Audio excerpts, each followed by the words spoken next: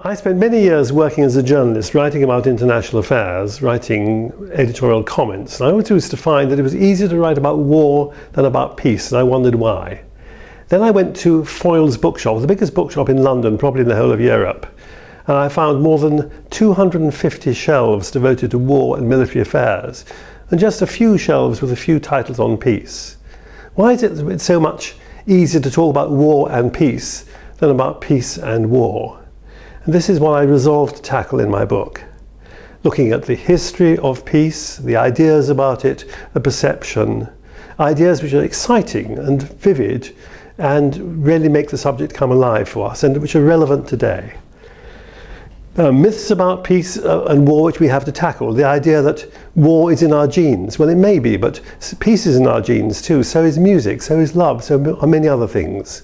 And indeed, human society, human civilization has always depended and required upon peace to make progress. I look at great works like the Iliad and Shakespeare and show that they are much more complicated on the subject of war and peace than you might imagine. Even Shakespeare's Henry V, this great patriotic play, is actually very ambiguous on the subject. Then in modern times we have the great movement for peace involving millions of people leading up to the United Nations, our greatest hope for establishing world peace even today.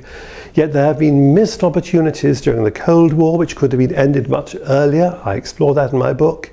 And when the Cold War did finally end, again, the missed opportunity to revive the United Nations, to earn the peace dividend, and to build a new world society. Even today, we focus on war more than on peace.